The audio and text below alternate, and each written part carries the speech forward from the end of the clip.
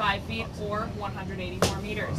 As you may know, we were built in 1962, opened up April 21st, just one day after they installed the last elevator onto the building. They haven't switched out since then. And we also celebrated our 50th birthday on April 21st of this year, so I painted the top back to the original color scheme, Galaxy Gold. We do know that the rest of the world sees that as orange. Facing out to the north, Queen Anne Hill's right in front of you. To the right, Mount Baker is visible right above Lake Union there. The rest of those will be the Cascades. On your left, the Olympics, Elliott Bay. When you get up to the top, head over to the south side of the building for a great view of Mount Rainier, completely visible today. You guys lucked out. And here we are. Hang out as long as you want. We close at midnight.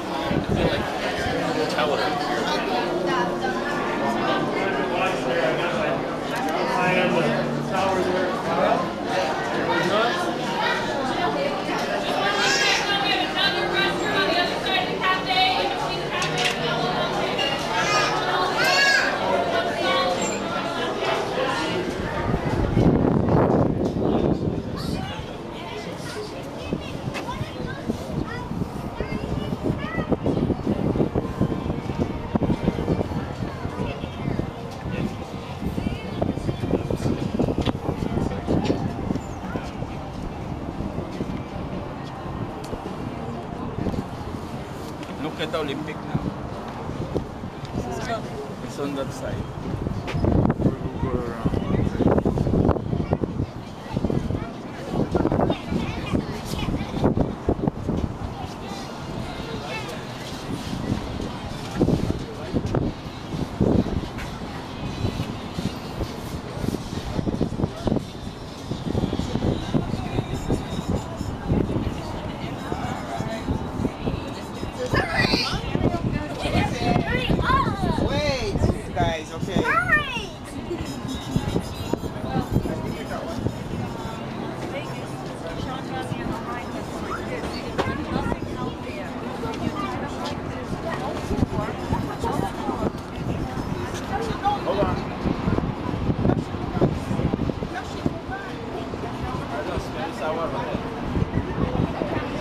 Our hotel.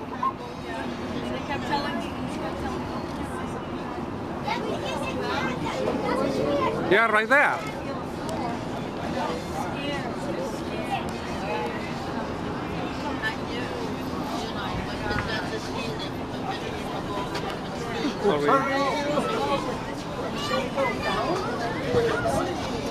Did you find it right there? Yeah, in front of the stadium? Yeah. I saw it already. And do you see the mountain? Mount Rainier, huh? Mount Vernon. Mount Rainier, huh?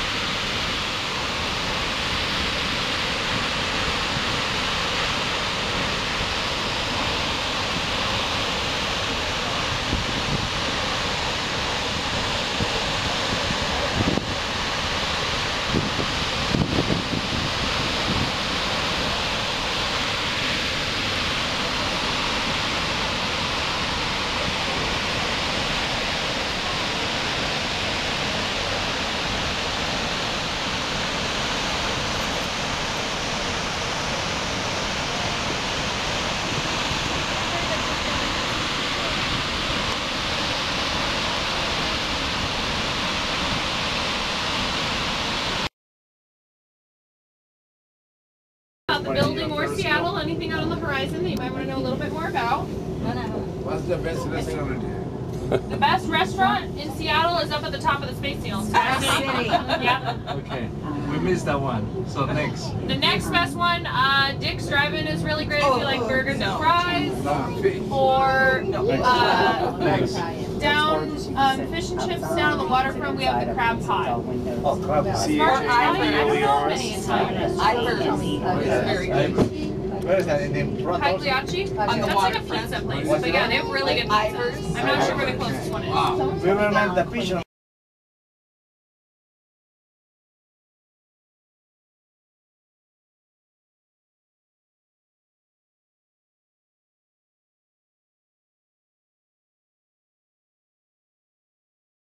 Plum.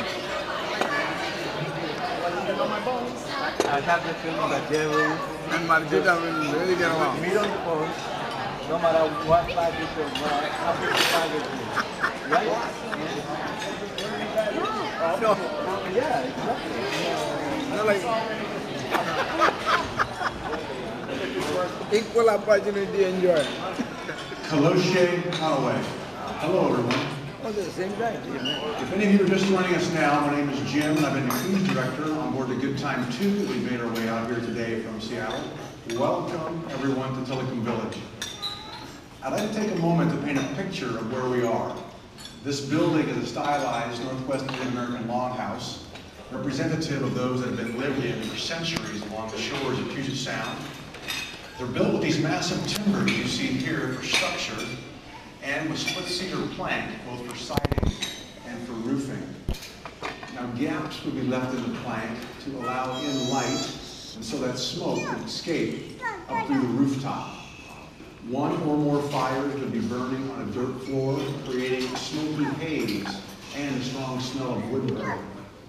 A large empty stage such as this at one end of the longhouse is where ceremonies, stories, and dances would be performed. The Shaman's Odyssey is a combination of stories and dances put together in collaboration with many of the local Salish people. And it is narrated by tribal historian Roger Fernandez. Roger's native name is Caliso, and he's a member of the Lower Elwha band of the Clallam tribe, located in the Port Angeles area of Washington State. We are very honored to have such a highly respected artist and storyteller narrate our program. I'd like to ask you all to please silence your cell phones at this time. And for the remainder of the show, please refrain from taking photographs, flash or otherwise, that might be disruptive to others. If you will need to leave during the show, please use that one door at the back of the longhouse. That one at the top of the ramp will remain open. It's very convenient to the restrooms as well. Thank you for your cooperation. Now, before I introduce Caliso and our program begins, it's a Telecom tradition to take a moment to honor all the ancestors who came before us and to invite them to this gathering. We'd like to do that now with a moment of silence.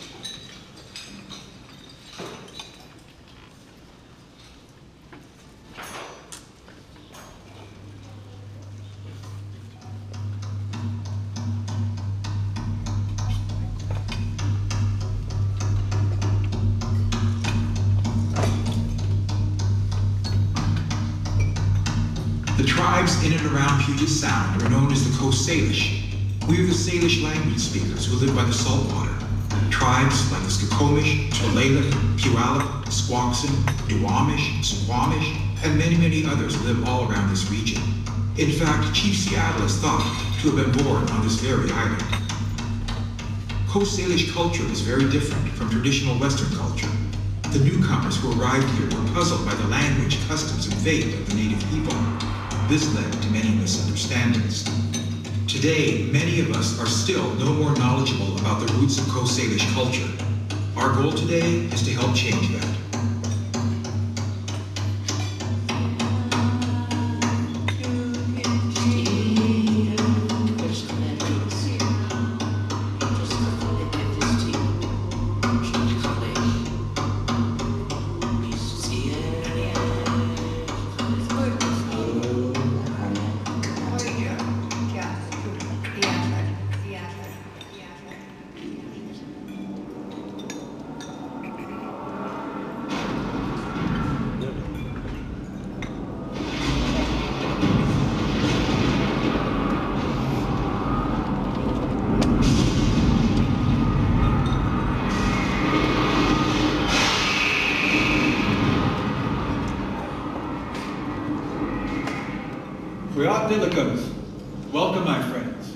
I'm glad to see you here today.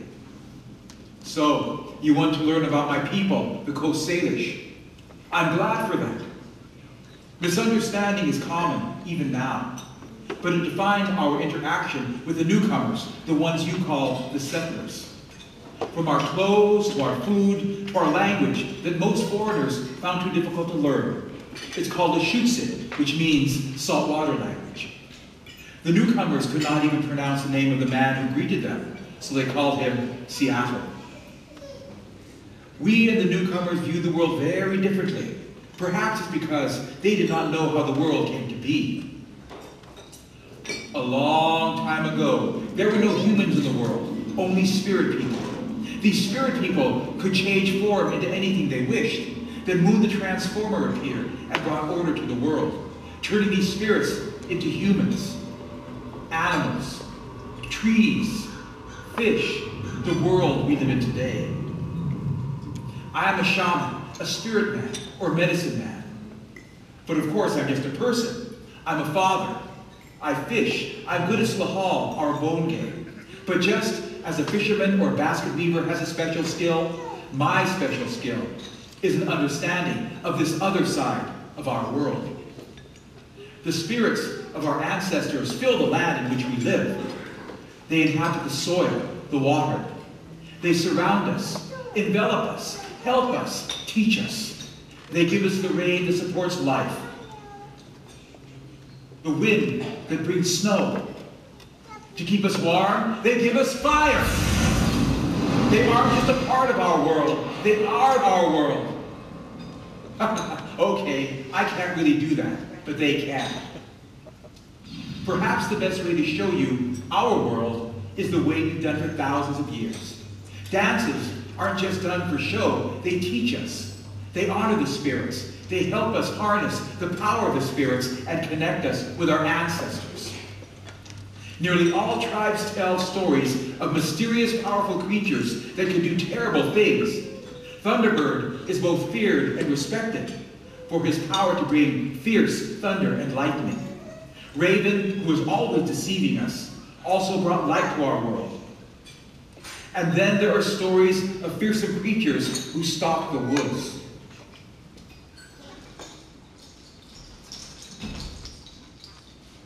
It's known by different names: Sasquatch, Slapu, Zunagwa.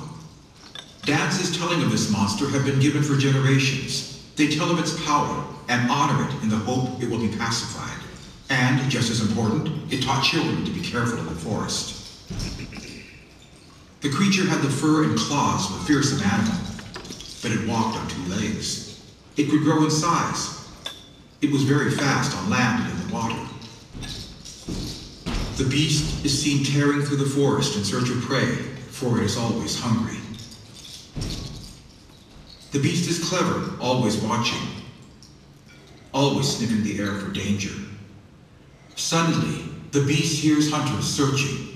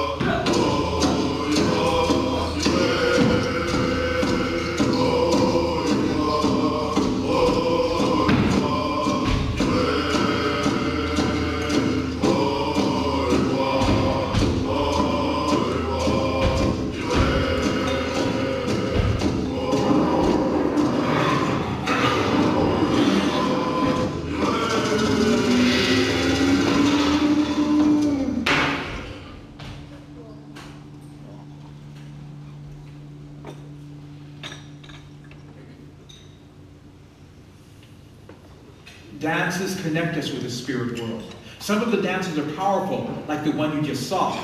Other dances are beautiful. Water has always held a special significance to the Coast Salish people. We live among it. It flows as rivers and streams. It carries the salmon, nurtures the cedar, and is home to many forms of life. And so we revere the water and celebrate its many gifts. The spinning water dance is performed here by special permission of the Iwai family of the Suquamish tribe. It's a powerful expression of our spiritual bond with this element. The song carries our respect like leaves in a flowing current. The dancers honor different types of water, rain, river, and salt water. As you watch this dance, try to picture the water itself spinning, flowing, and being a part of your life.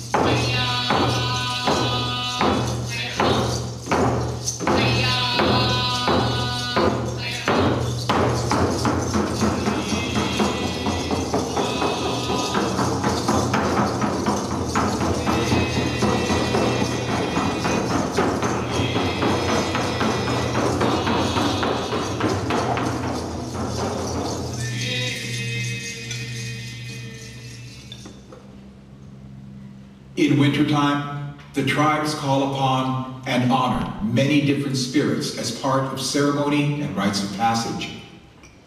Just as we honor our elders among us, we take special care to honor the ever-present spirits of our ancestors. One beautiful example of this comes from the island of Vancouver to the north.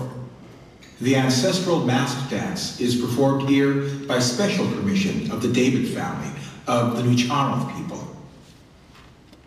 In it, a masterfully carved mask is used. One side represents the ancestors of the past. The other, the elders of the present. Two worlds forever joined as one.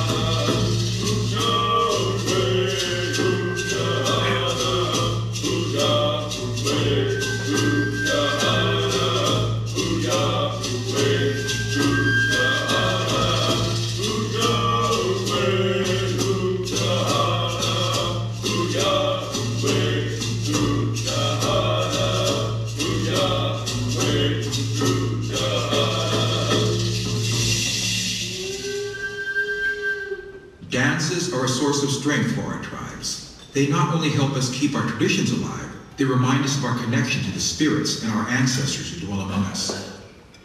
In traditional culture, stories teach us how to be good people and how to live in harmony with the world around us. But just as with a fisherman or shaman, not just anyone can be a storyteller. Let me tell you a story. The stories around here are meant to teach, as they are all around the world. Stories are told to teach. In the story, you will learn something. In Tuha, a long time ago, the world was very different than it is today. Can all of you show me where is the sky? Very good, very good. Now who can tell me how high is the sky? In case you're ever asked again, the sky is very high. The sky is very high, but in this story that people tell, the sky was not way up there. It was dark, and it was heavy, and it was way down here. Here was where the sky was, right here. And because of that, the people had to walk around bent over like this all the time, because if they stood up, they would bump their heads in the sky. Now, it's not fun walking like this. You keep bumping your head, and your back starts to hurt, and you can't see where you're going. You can only see your feet beneath you. And after a while, the people began to argue. And then the people began to fight. They were arguing and fighting all the time. Well, there was a little girl sitting in her house there, and she saw this, and she said, this is not right, but because the sky is so dark and heavy upon us, all we do now is argue and fight. There must be something I can do. And so she thought. And she thought. And she thought some more, and she had an idea.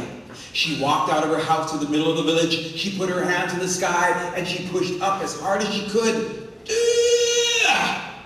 And guess what? She felt the sky move a tiny bit. She said, if I call the other people out of their houses and we push together, maybe we can push it up a little bit more. And so she called them out and explained her plan. But they were grumpy. Oh, that's a crazy idea. That'll never work. She said, oh, please, try just once. And they all said, all right. So they all put their hands in the sky, and they pushed up as hard as they could. And guess what? They felt the sky move a little bit more. Now, this little girl was very smart. She said, I know, if we invite all the native people around here to come to our village, the Duwamish from Seattle, Suquamish from Bainbridge Island, Snohomish from Everett, if we invite them all to come to our village and we all push them on the sky together, maybe we can push it up, push it out of our way, push it to where it belongs. And the people said, now little girl, that's a very good idea. And so all the other tribes were called to the village, and they all gathered, and the plan was explained to them, and they all agreed it was a good plan. But someone said, there's a problem here. We all speak different languages, so we all have a different word for push.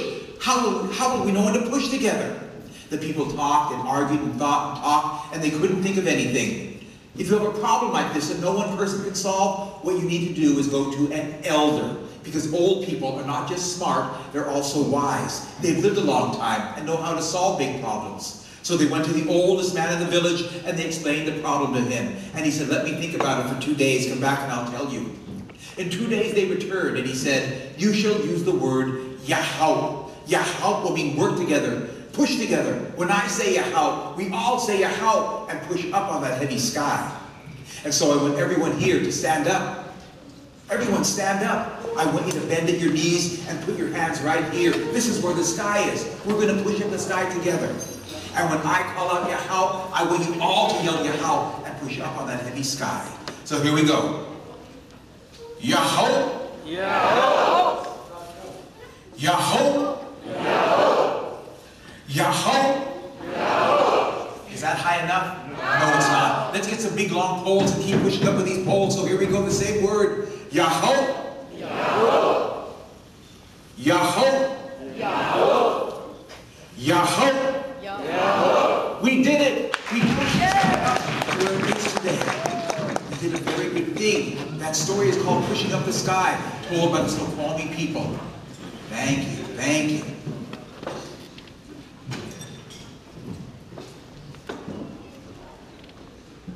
A story cannot stand alone by itself. It needs another story to hold it up. So I'm going to continue this story because the story goes on.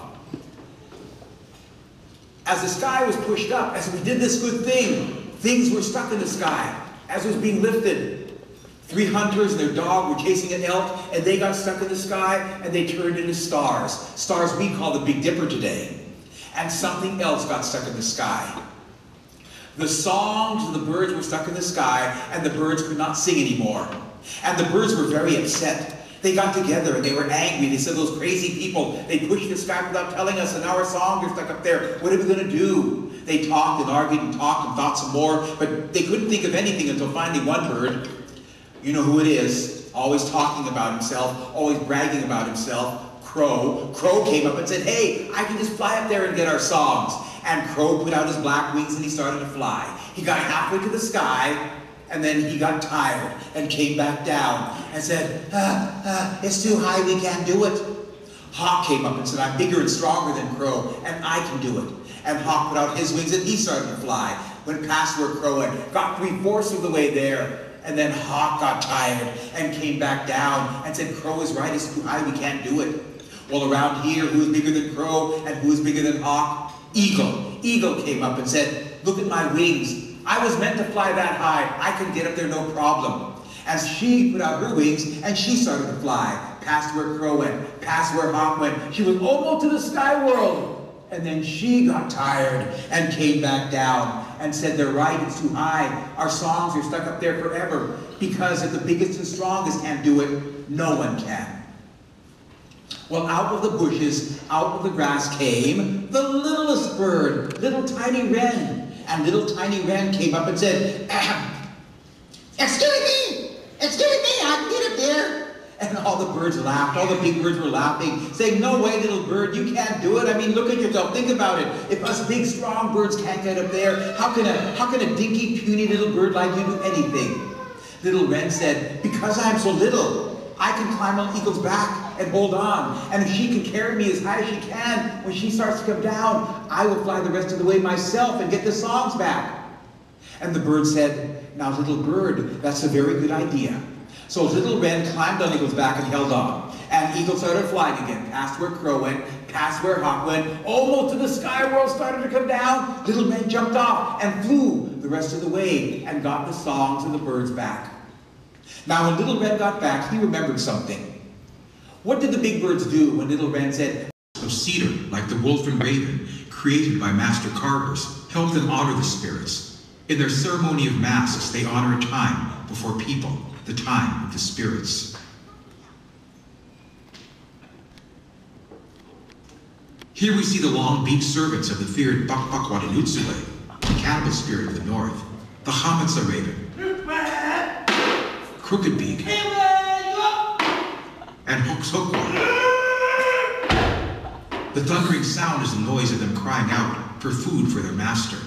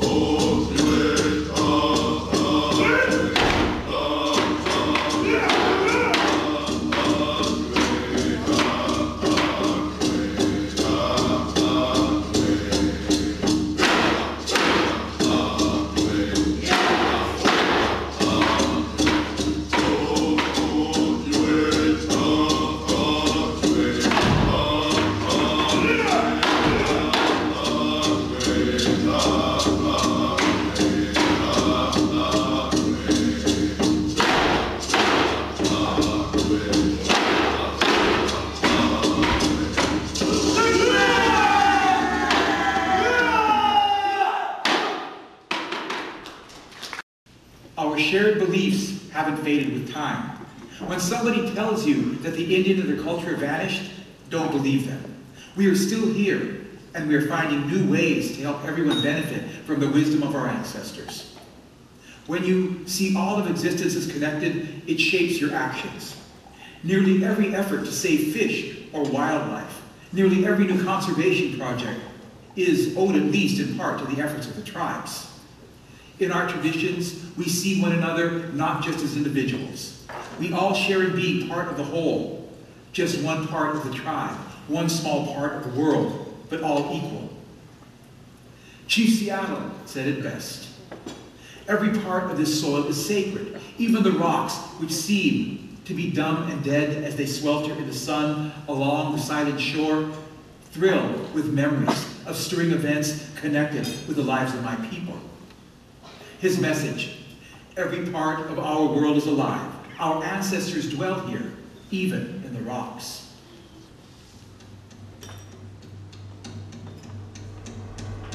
None of us are truly alone in this world. We share this world, not just with the spirits, but with each other. Whatever you believe, one thing is always true. Everything we do has an impact and a meaning. The Coast Salish people have not forgotten this. We still give thanks to the salmon. We still tell stories. We still dance. And we always remember the world is sacred. Ladies and gentlemen, the Shaman's Odyssey.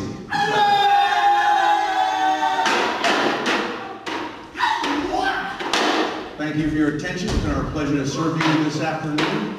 I'd like to introduce the dancers, if I may. To my immediate right here, we have the Hamatsa Raven, danced by Clinkett Chris Johnson. To my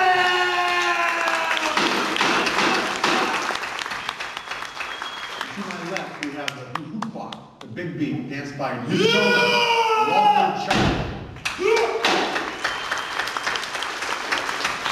And we have the Glausis, the Crooked Beat, danced by Simpson Frank Mater.